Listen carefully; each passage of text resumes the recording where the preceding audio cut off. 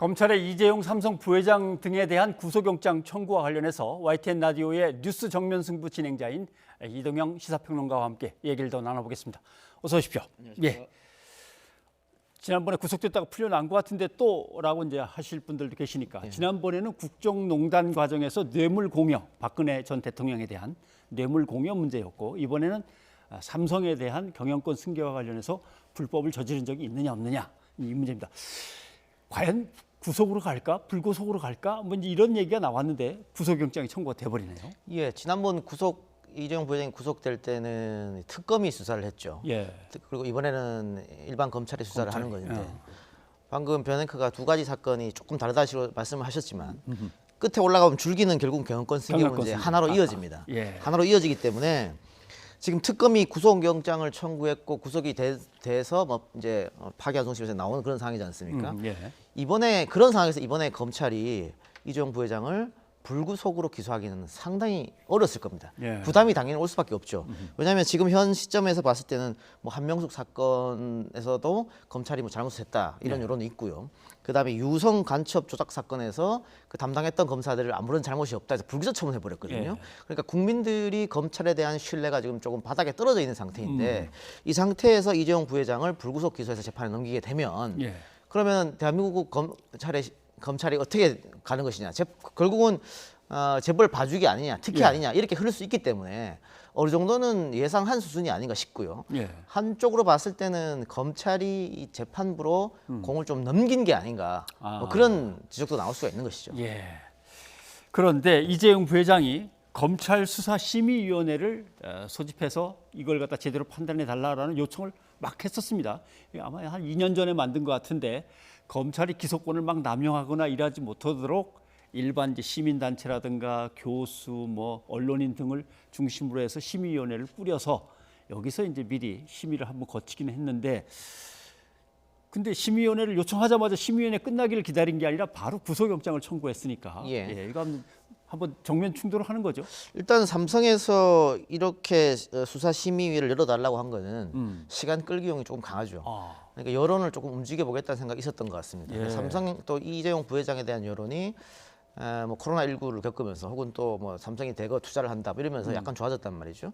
그리고 언론의 힘을 좀 받아보겠다는 생각도 있었을 것 같아요. 당장 오늘 그 구속영장을 청구했다라는 소식이 알려지자 보수지와 경제지를 중심으로 해서 검찰이 너무 하는 것 아니냐. 이재용 부회장이 이렇게 반성하고 있는데 뭐 이중처벌 아니냐 이런 식의 삼성 옹호 기사들이 쏟아졌단 말이죠.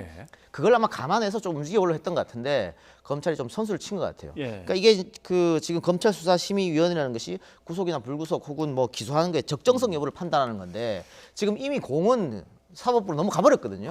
그렇기 때문에 이건 이미 소용없게 되는 것입니다. 그러니까 사법부에서 재판부에서 구속영장을 발부하면 그대로 그냥 나오는 거기 때문에 이미 이거는 이제 끝났다고 봐야 되겠죠. 근데 표현 같은 게 좀 묘할 때가 있습니다. 검찰이 심사를 기다리지 않고 전격적으로 구속영장을 청구했는데 사실 이 사건이 고발된 지부터 1년 7개월이 걸렸기 때문에 갑자기 전격적으로 처리 이런 말들이 이렇게 딱 어울리는 표현은 아닌 것 같은데. 그렇죠. 상당히 오래 걸렸습니다. 상당히 오래 걸렸고 이게 이번 사건의 본질은 뭐 분식회계라든가 혹은 경영권 승계를 이재용 부회장이 알았느냐 이 문제지 않습니까? 그런데 분식 회계를 했다는 전제하에 증거를 조작했던 사람들은 이미 수사받고 구속되고 재판까지 다 받았습니다. 근데 본질 사건 이재용 부회장 사건은 전혀 이루어지지 않았거든요. 그리고 왜 그럼 이렇게 느려지냐 했더니 뭐 수사팀이 전부 조국 전 장관 수사한테 가느라면서 못했다. 대상 포진까지 겪으면서 이렇게 열심히 했는데 뭐 안 됐다. 이런 핑계를 냈지 않습니까 검찰에서. 근데 지금 전격 이렇게 말하기는 약간 민망하긴 하죠 사실. 시간이 좀 끌었다 이렇게 볼 수 있습니다. 말씀하신 대로 이제 사법부로 공이 넘어가 버렸습니다. 예단을 하기는 조금 뭐한데 지금 이재용 부회장과 그다음에 삼성그룹의 헤드쿼터 경영전략실이죠. 거기 이제 2사람까지 해서 3사람이 되는 것 같은데 결과가 어떨 것 같습니까? 쉽지 않죠. 쉽지 않은데 제가 그냥 모두의 검찰이 공을 재판부로 넘긴 거 아닌가. 예. 부담이 너무 되니까 어떤 결론을 내려도 욕을 먹을 수밖에 없는 상황이거든요. 예. 그럼 재판부도 마찬가지죠. 어떤 결정을 해도 욕을 먹을 수밖에 없는 욕을 그런 먹을 상황입니다. 수밖에. 그래서 아. 상당히 부담스러운 그 상황인데 이거를 만약에 영장을 기각했을 경우에는 역시 또 재벌 비호다, 뭐 특혜 시비에 휘말리면서 일반인이었으면 그렇게 했겠느냐, 뭐 이런 이야기가 나올 수밖에 없지 않겠습니까? 예. 그런데 제가 뭐 생각했을 때는 결론은 이게 도주 우려가 있느냐, 예. 이재용 부회장이 그건 아니란 말이죠. 예. 글쎄 증거 인멸은 어쨌든 이재용 부회장은 나는 모르고 밑에 사람이 다 했다고 했으니까 증거 인멸 염려가 있느냐, 또 한국 경제에 미치는 영향이 과연 없느냐, 이재용 부회장이 구속이 됐을 때 예. 이런 걸 감안했을 때는 조금 높은 확률로 기각되지 않을까. 높은 확률로, 약간 높은 확률로. 자, 영장은 그렇게 된다고 치고 이제 법원에서 재판을 진행할 텐데 예. 이게 참 애매합니다. 경영권 리스크, 최고 경영자 리스크를 갖다 계속 삼성한테 이렇게 던져줘야만 되나라는 고민도 한편으로 있을 것이고, 한편으로는 아무튼간에 불법이 저질러졌는데 이재용 부회장은 아무 상관없다는 게 뭐 삼성과 변호인 측의 얘기겠지만, 아무 상관없는데 그룹 경영 최고 본부라고 하는 경영전략실이 그렇게 움직일 수 있느냐, 이제 이런 고민을 놓고 볼 때 재판부가 고민하겠죠. 예. 그러니까는 삼성 측에서는 이재용 부회장이 경영권 승계는 저는 몰랐다는 얘기거든요. 그러니까 밑에 사람들이 알아서. 자기들이 이렇게 해서 경영권을 이재용 부회장한테 주려고 뭐 장부까지 조작하면서 이랬다는 거 아니겠습니까? 예. 근데 이번 사건은 어쨌든 지금 구속 뭐 여부가 조금 있으면 결정이 나고, 그리고 다 재판 걸리면 시간이 또 걸리지 않습니까? 근데 그전 사건이 있지 않습니까? 특검에서 했던 뇌물 예. 사건.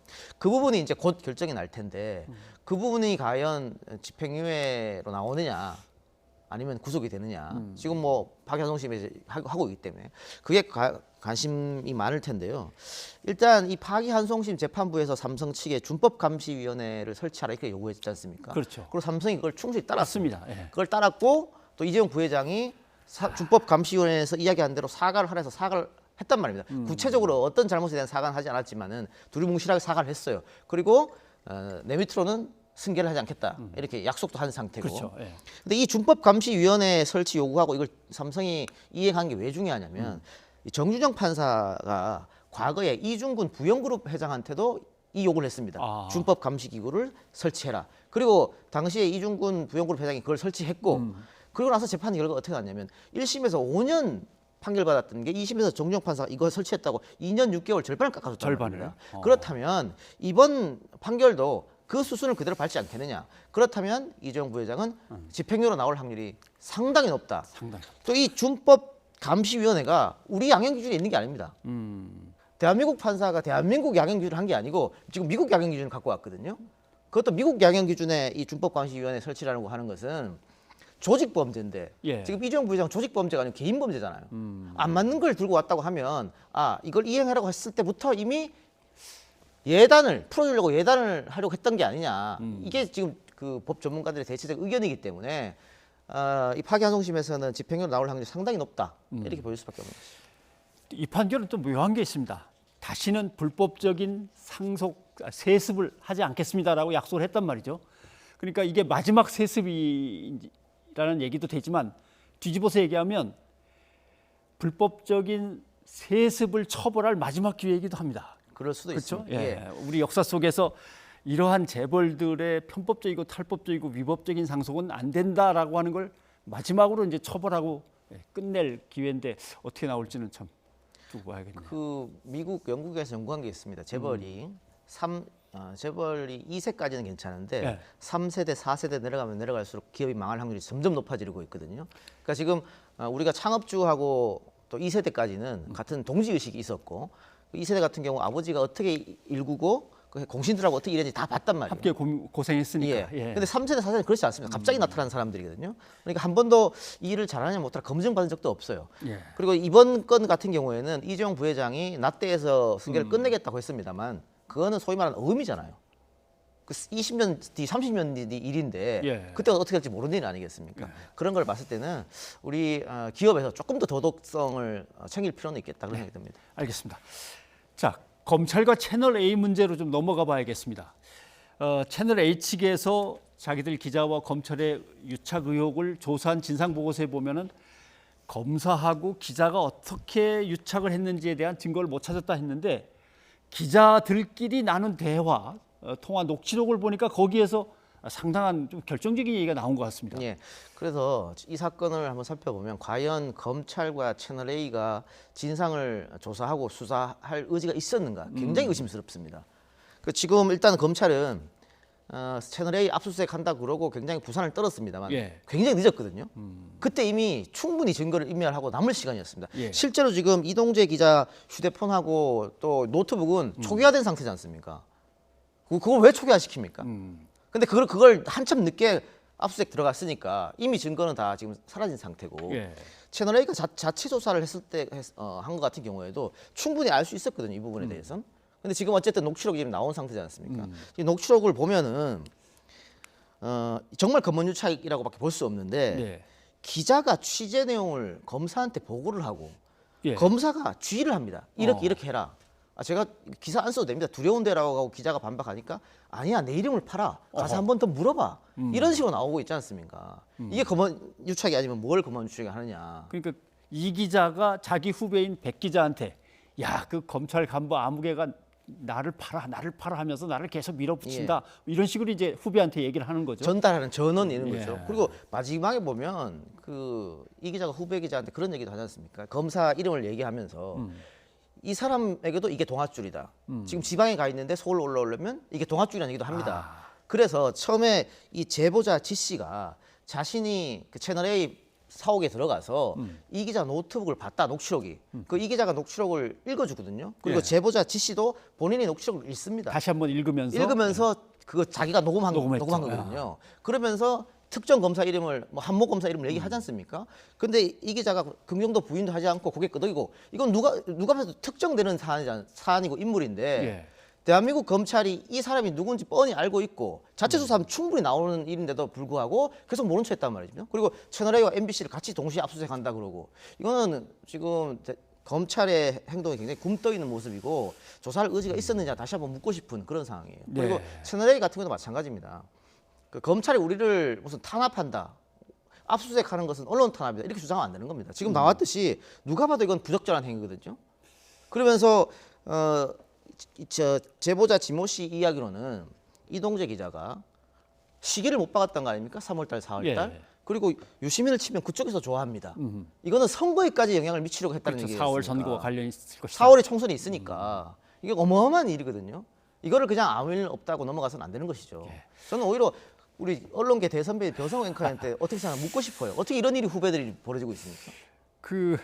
근데 여기에 연루된 해자가 지금 이 기자, 백 기자 이름이 나왔는데 기자 한 명이 또 더 있습니다. 예. 한 3명인데 과연 법조를 담당하고 있는 3명의 기자가 도대체 자기들 마음대로 그렇게까지 움직일 수 있는가라고 하는 것은 아직 풀리지 않았고 도대체 기자들이 자기 데스크보다 오히려 검찰 간부한테 또 소상히 보고하면서 일을 처리하고 다닌다는 것이 모르겠습니다. 이렇게 되면 언론이 다시 정상적으로 일어서는 것은 거의 불가능한 수준까지 와 있는 거 아닌가 이런 좀 절망적인 생각도 들죠. 지금 제보자 지모 씨의 이야기에 의하면 이 기자가 데스크에까지 다 보고됐다고 얘기를 했다고 하는 거거든요. 예. 그러나 지금 채널 A 쪽에서는 보고 안 됐다고 하는 거고 이거 진실 게임인데 이거 증거가 사라졌기 때문에 이걸 검찰이 캐내기가 상당히 어려울 겁니다.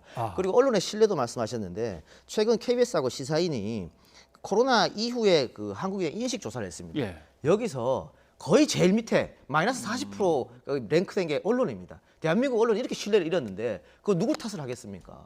다시 한번 우리 언론에서 자체로 정화 작업이 필요하다 그렇게 생각됩니다. 알겠습니다.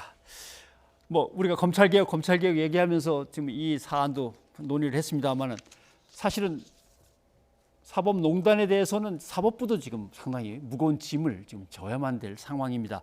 21대 국회에 이제 입성한 판사 출신 민주당의 이수진 의원이죠. 이제는 사법농단 판사들에 대한 탄핵을 추진하겠다 이렇게 들고 나왔어요. 예, 사법농단 사건 시간이 좀 지났기 때문에 많은 분들이 잊었을 수도 있습니다. 그리고 법원의 자체 징계에서 관련 판사들이 다 솜방망이 처벌받았고 정식 판결에서는 다 거의 다 지금 무죄 받았단 말이죠. 그래서 아무렇지도 않은 일이라고 우리 국민들이 생각할 수 있습니다만은 그래도 과거에 뭐 그 권력기관인 국정원이나 경찰이나 검찰은 많은 잘못을 저질렀지만 예. 마지막 사법부는 그래도 우리는 믿는다. 그런 신뢰가 국민들한테 있었습니다. 그런데 이번 사법농단 파동을 겪고 나서 사법부도 못 믿겠구나 이렇게 돼버렸단 말이죠.